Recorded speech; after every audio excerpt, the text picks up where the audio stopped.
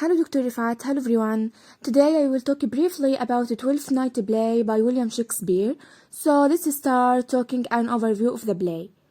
Twelfth Night may not be one of the Shakespeare's most familiar play, and it may not seem at first glance that a story about a countess in mourning, a lovesick dog, and a cross-dressing woman recently separated from her twin by shipwreck has much to say to a modern audience.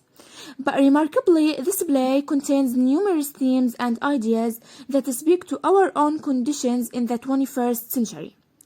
The play has two names. Twelfth Night, or What You Will, is a romantic comedy play because its end is happy. But why Shakespeare named it Twelfth? Turns out Twelfth Night was the festival at which the play would be premiered for Queen Elizabeth I.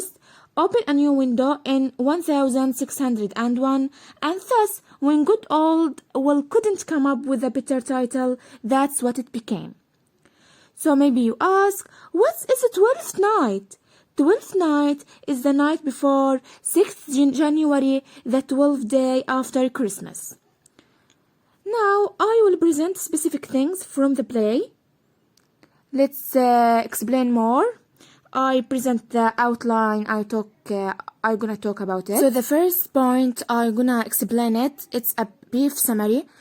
I will talk a short summary about the play. Second point, I'm gonna talk about characters, major themes, and finally about famous quotes. Now we have a girl that's name is Viola. She's separated from her twin Sebastian, dresses as a boy and works for the Duke Orsino, whom she falls in love with. Orsino is in love with the Countess Olivia, and he sends Viola to court her for him. But Olivia falls for Viola instead.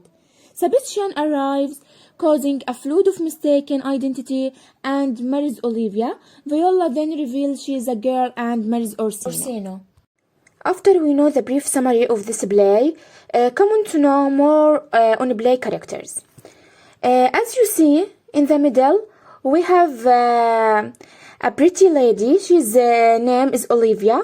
She's a wealthy countess, and we see Duke Orsino. He's the Duke of Illyria who fell in love with Olivia. And we have Viola. She's a young woman who disguises herself as a page named Cesario. We have Sebastian, her Viola's twin. And we have Malvolio, steward in Olivia's houseland. Maria, Olivia's gentlewoman. Sir Toby is Olivia's uncle. Sir Andrew, a friend of Sir Toby. First, Olivia's servant, and he's a jester, a royal jester, he's fool. And we have Antonio, his Sebastian friend. This is most of the characters in this play. And after that, let's go to the major themes. After we got to know the characters, I am gonna move on to the main themes. Number one, gender fluidity. One of the central themes of Twelfth Night is gender, specifically the unstable and uncertain nature of gender in the world of the play. Through all of the plays, cross-dressing or disguised characters, Twelfth Night explores how gender is itself largely performative in nature. This theme is especially significant in the broader context of early modern English theatre, where female roles were played by boys or young men. So in the case of Viola, her character would have been played by a boy dressed as a woman who is disguised as a man. Twelfth Night therefore takes on a playful but nonetheless insightful attitude toward gender as something that can be performed. Now the second point is love and suffering.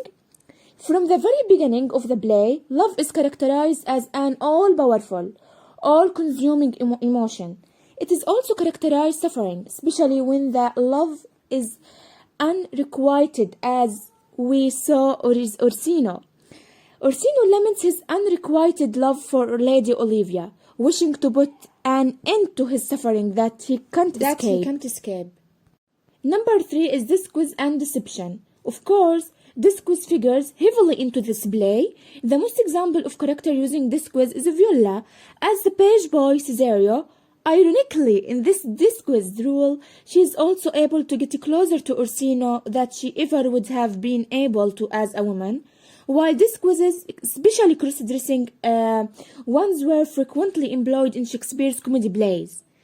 In Twelfth Night, these quizzes are not just a form of entertainment, but actually a means of commenting on the nature of the gender and gender rules as they were understood in early modern society. Number 4 is ambition and social media class.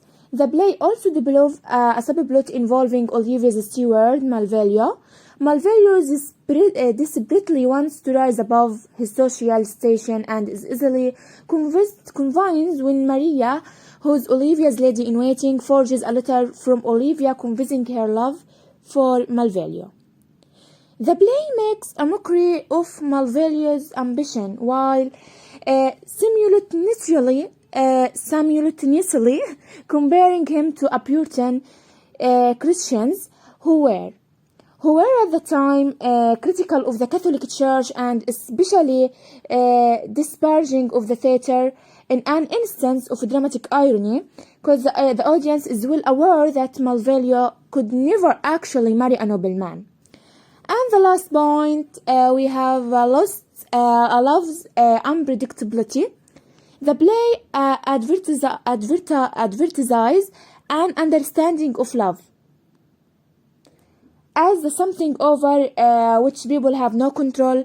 Olivia, for example, reviews the suitors as she mourns the death of her brother. But the appearance of Cesario in her life quickly changes her mind. Now that we are at the end of the presentation, I will read the most famous quotes in the play.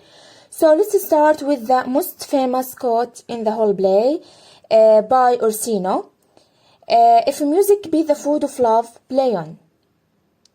The second quote by Weist, better a witty fool than a foolish wit. And the last quote by Viola, make me a willow cabin at your gate and call upon my soul within the house. And in the conclusion, I hope you enjoyed with me at this play and thank you for good listening.